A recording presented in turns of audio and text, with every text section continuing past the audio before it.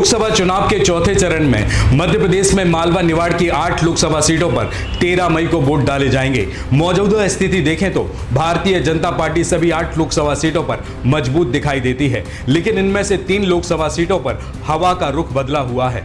नमस्कार, मैं हूं आपके साथ में भूपेंद्र सिंह और आप रिपब्लिक सागर मीडिया के साथ में हैं। चुनाव से ठीक पहले अगर इन सभी लोकसभा सीटों की सियासी नब्ज टटोलें तो सबसे ज्यादा चर्चा इंदौर, खरगोन और रतलाम लोकसभा सीट की है।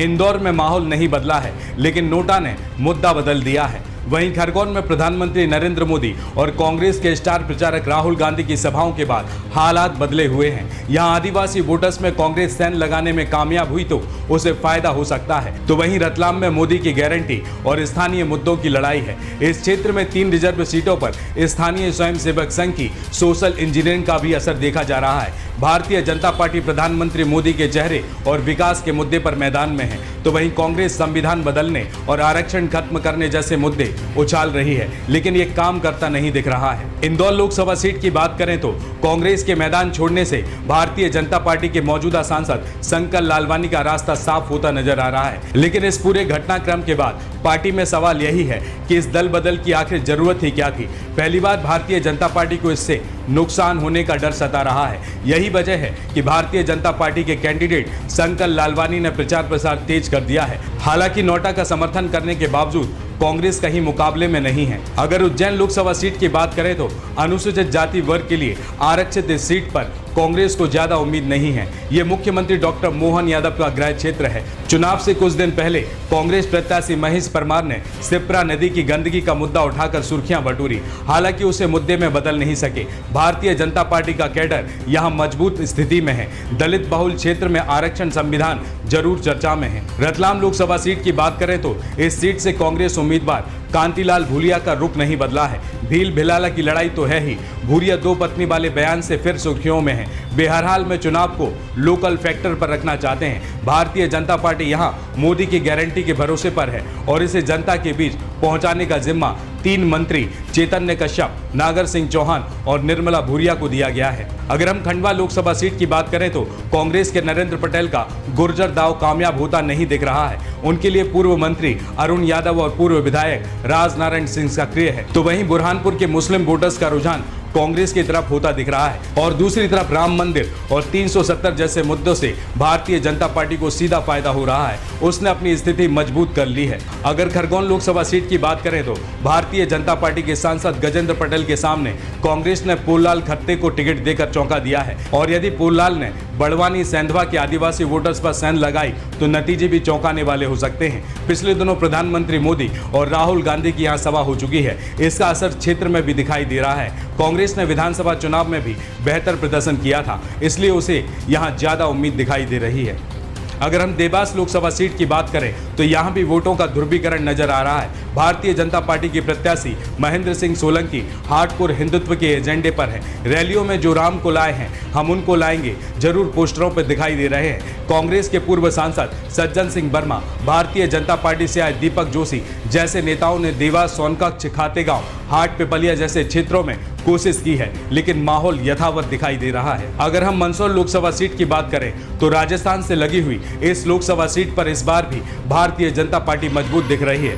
मुस्लिम लोगों के धर्म परिवर्तन की खबरें यहीं से आना शुरू हुई थी और यह सिलसिला चुनाव के बीच में भी हुआ। भारतीय जनता पार्टी इसे भरपूर भुनाने की कोशिश कर रही है और उसे फायदा भी हो रहा है। यहाँ कांग्रेस 2009 में आखिरी बार चुनाव जीती थी। वहीं धार लोकसभा सीट की बात करें तो भोजशाला मंदिर या मस्जिद आखिरकार यह चुनावी मुद्दा बन गया है। प्रधानमंत्री नरेंद्र मोदी ने खुद सभा में इसका जिक्र किया है। मालवा निवाड़ में वोट बैंक के लिहाज से कांग्रेस यहां सबसे मजबूत है। बावजूद इसके नेशनल इशू के कारण वह विधानसभा चुनाव का परफॉर्मेंस दोहरा पाने में मुश्किल का सामना कर रही है। यहां की 8 में से 5 सीटों पर कांग्रेस मजबूत थी, लेकिन भारतीय जनता पार्टी के हिंदुत्व के एजेंडे ने हवा बदल दी है। अगर हम इंदौर लोकसभा सीट की बात करें तो कांग्रेस को फर्जी वोटिंग का डर है, पर सवाल यही है कि आखिर भूत पर कौन बैठेगा। यहाँ नोटा ने सियासी हवा बदल दी है। नोटा को मिलने वाले वोट भले ही कानूनी मायने में नहीं है, लेकिन लोगों के बीच यह चर्चा का विषय बन गया है। कांग्रेस मुकाबले से बाहर है, मगर वह हर हाल में नोटा पर ज्यादा से ज्यादा वोट डलवाकर भारतीय जनता पार्टी के गढ़ में अपनी ताकत दिखाना चाहती है। वह इस मुद्दे को जन अभियान का रूप देने की कोशिश कर रही है। अक्षय बम के नाम वापसी के बाद कांग्रेस के सब्स्टिट्यूट प्रत्याशी का केस लड़ रहे इंदौर के वरिष्ठ वकील विभोर खंडेलवाल कहते हैं कि इंदौर में जो कुछ भी हुआ वह लोकतंत्र के लिए ठीक नहीं है। हमने इस मामले में कानूनी लड़ाई लड़ी है और सुप्रीम कोर्ट ने भी नाम वापसी के बाद सब्स्टिट्यूट को मौका देने की हमारे पॉइंट को सुना है। वहीं इंदौर लोकसभा क्षेत्र की 8 विधानसभा सीटें भारतीय जनता पार्टी के पास हैं, इसलिए भारतीय जनता पार्टी यहां बेहद मजबूत स्थिति में नजर आ रही है। कांग्रेस के नेताओं का एक के बाद एक भारतीय जनता पार्टी में आना भी पार्टी कार्यकर्ताओं को निराश कर रहा है। चूंकि अब प्रत्याशी भी नहीं है, ऐसे में कांग्रेस को फर्जी वोटिंग का डर है। वहीं पार्टी नेताओं की बैठक में यह चर्चा हुई कि ज्यादा से ज्यादा बूथ पर अपना एजेंट बैठाकर सही वोटिंग करवाएं, ताकि भारतीय जनता पार्टी की लीड बढ़ने से रोकी जा सके। यानी नजरें और लड़ाई सिर्फ एक बात पर टिक गई है कि भारतीय जनता पार्टी आखिर कितने वोटों से जीतेगी। तो वहीं इंदौर लोकसभा सीट में लोगों का वोटिंग के लिए उत्साह नहीं दिखना भारतीय जनता पार्टी के लिए चिंता का विषय बन गया है। पहली बार इस चुनाव में मंत्री कैलाश विजयवर्गीय भी एक्टिव हुए हैं। अब तक वे चुनाव से दूर रह रहे थे। वहीं खंडवा लोकसभा सीट की बात करें तो हिंदुत्व का यहां पर बड़ा मुद्दा है और आरएसएस भी यहां पर सक्रिय है। यहां इस बार भी हिंदुत्व का बड़ा मुद्दा बन गया है। मुस्लिम बाहुल बुरहानपुर में वोटों के ध्रुवीकरण को देखते हुए भारतीय जनता पार्टी इसी स्ट्रेटेजी पर काम कर रही है। कांग्रेस ने बहुत देरी से उम्मीदवार तय किया, जिससे यहां जनसंपर्क में भी पिछड़ गई है। बावजूद भारतीय जनता पार्टी के प्रत्याशी को मेहनत करनी पड़ रही है।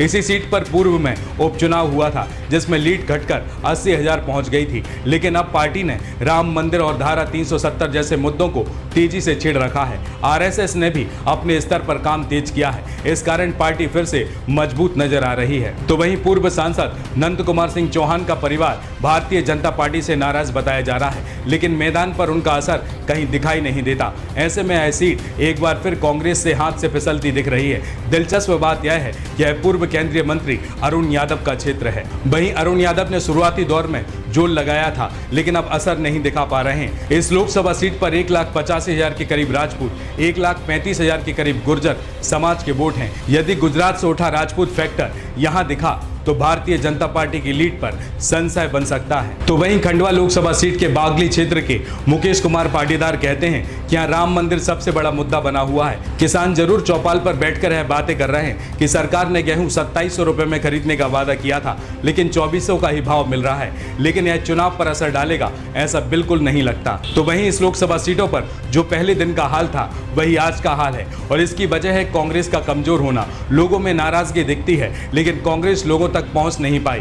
वहीं धार लोकसभा सीट की बात करें तो कांग्रेस 8 में से 5 सीटों पर मजबूत है, लेकिन हिंदुत्व और राम मंदिर का मुद्दा यहां पर छाया हुआ है। इस सीट पर भारतीय जनता पार्टी ने तेजी से हवा का रुख बदला है। 8 में से 5 सीटें कांग्रेस के पास हैं, लेकिन अब हालात उलट गए हैं। लोकसभा चुनाव में आदिवासी क्षेत्रों में पार्टी का वोट बैंक शेयर बढ़ सकता है। राम मंदिर और हिंदुत्व के साथ पार्टी ने भोजशाला के मुद्दे को आगे कर दिया है। इससे वह मुकाबले में मजबूत नजर आ रही है। चुनाव के दौरान ही भोजशाला का सर्वे चल रहा था और अखबारों में रोजाना सुर्खियां बन रही थी। तो वहीं शहरी वोटर्स पर इसका सबसे ज्यादा असर पड़ा है। लोग यह कहने से नहीं चूक रहे कि नतीजा तो वही होगा जो होते दिख रहा है। राम मंदिर के बाद धार लोकसभा सीट के लिए भोजशाला ऐसा मुद्दा बन गया है कि जहां कांग्रेस का हिंदू वोटर्स भी इसे लेकर कोई टिप्पणी नहीं करना चाहता। वह साइलेंट होकर मामले पर बहस करने या कांग्रेस का स्टैंड लेने से बच रहे हैं। तो वहीं भारतीय जनता पार्टी के नेता ज्ञानेंद्र त्रिपाठी का कहना है कि यहाँ बिजली पानी जैसी समस्या नहीं है। नर्मदा का पानी धार और बदनावर आने ही वाला है। रेल का मुद्दा सॉल्व हो चुका है। जो बुनियादी चुनावी मुद्दे उठते थे, भारतीय जनता पार्टी ने उसका समाधान कराया है। दूसरी तरफ कांग्रेस एक ढंग का प्रत्याशी भी नहीं दे पाई है। कोई राष्ट्रीय नेता नजर नहीं आया है, जबकि 8 में से 5 सीटों पर कांग्रेस के विधायक हैं और वे भी सक्रिय नहीं हैं। भारतीय जनता पार्टी को सिर्फ यह देखना है कि जीत कितने वोटों से यहां पर होती है।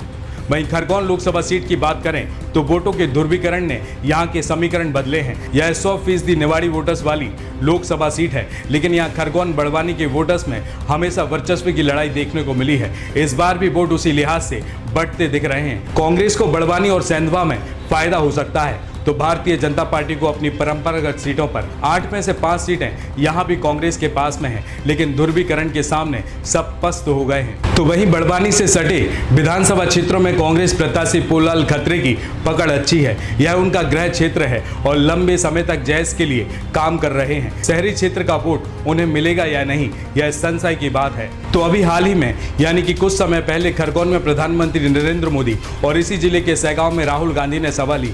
निमाड़ में गर्मी के बावजूद दोनों जगह अच्छी भीड़ दिखाई दी।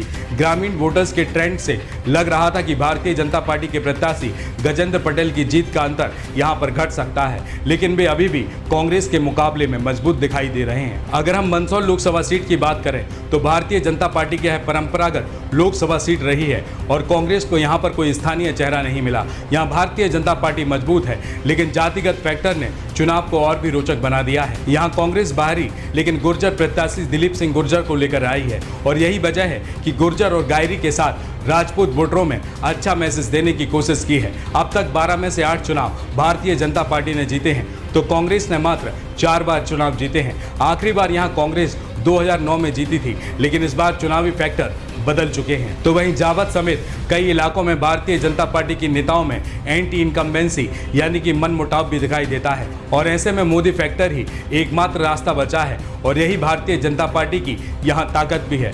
उज्जैन लोकसभा सीट की बात करें तो कांग्रेस भारतीय जनता पार्टी के बीच यहां डुबकी का खेल चल रहा है। यहां भाजपा सांसद के वजन की चर्चा से शुरू हुआ चुनाव अब मोदी फैक्टर पर आ गया है। आरक्षण और संविधान, मंगलसूत्र और मुसलमान जैसे मुद्दे हैं, लेकिन वे दलित और मुस्लिम क्षेत्र में ही हैं। भारतीय जनता पार्टी यहां मजबूत दिख रही है। तो वहीं अनुसूचित जाति वर्ग के लिए आरक्षित सीट पर कांग्रेस मुश्किल से निकल नहीं पाई है। कांग्रेस प्रत्याशी महेश परमार ने चुनाव को लोकल फैक्टर पर लाने की कोशिश की, लेकिन वह रंग नहीं ले पाए। यहां पर कांग्रेस प्रत्याशी महेश ने सिप्रा शुद्धिकरण का मुद्दा उठाते हुए उज्जैन की जनता से इमोशनल कनेक्ट होने की कोशिश की थी और सिप्रा में आ रही गंदगी के बीच डुबकी लगा दी थी। इसका जवाब दिया सीधे मुख्यमंत्री डॉक्टर मोहन यादव ने। जैसे ही वे गृह क्षेत्र के दौरे पर आए तो महेश की डुबकी का जवाब खुद भी छिप्रा में डुबकी लगाकर उन्होंने दिया। कांग्रेस प्रत्याशी महेश परमार कहते हैं कि मैं मां सिप्रा का बेटा हूं। सिप्रा मां पर राजनीति नहीं करना चाहता हूं, लेकिन 4 जून को परिणाम आने दीजिए। हम सिप्रा में मिलने वाले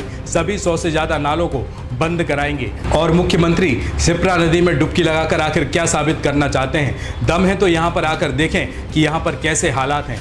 बावजूद मुख्यमंत्री का सीधा हस्तक्षेप होने से भारतीय जनता पार्टी के सांसद अनिल फिरोजिया और उनकी पार्टी यहां पर मजबूत दिखाई दे रही है। वहीं अगर हम रतलाम लोकसभा सीट की बात करें तो यहां पर बयानबाजी में घिरकर पिछड़ गए हैं कांग्रेस प्रत्याशी कांतिलाल भूरिया। अलीराजपुर में भी हवा बदल गई है।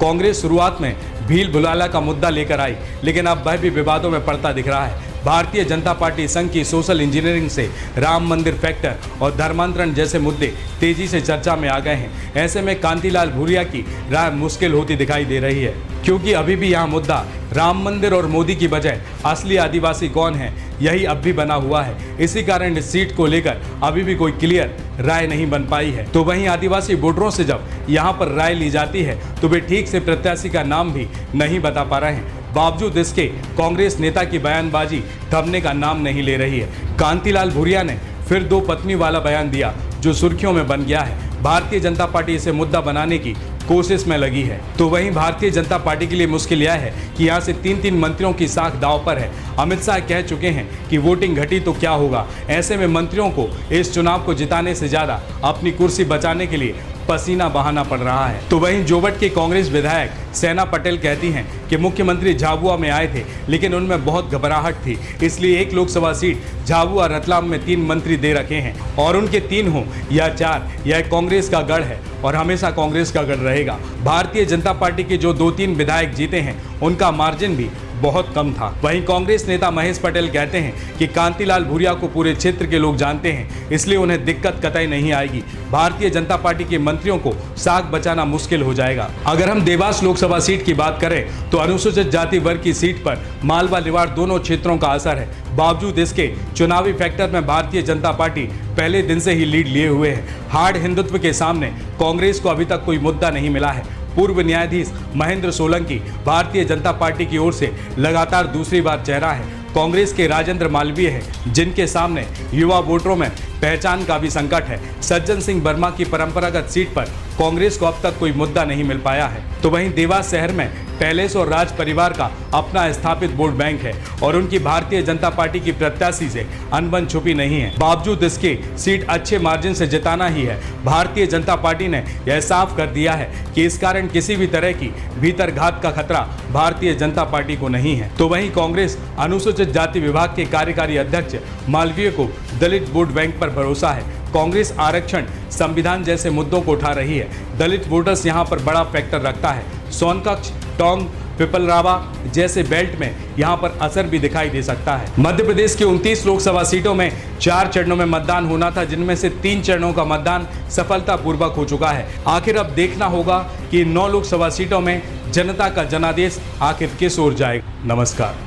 रिपब्लिक सागर मीडिया को सब्सक्राइब अवश्य करें और आप हमारी आने वाली सभी वीडियो को देखना चाहते हैं तो आपको उसके लिए घंटी जरूर दबानी पड़ेगी ताकि आपको सभी वीडियो की नोटिफिकेशन समय समय पर मिलती रहे। रिपब्लिक सागर मीडिया पर जो भी वीडियो आएगा वह सच की कसौटी पर कसकर ही आएगा।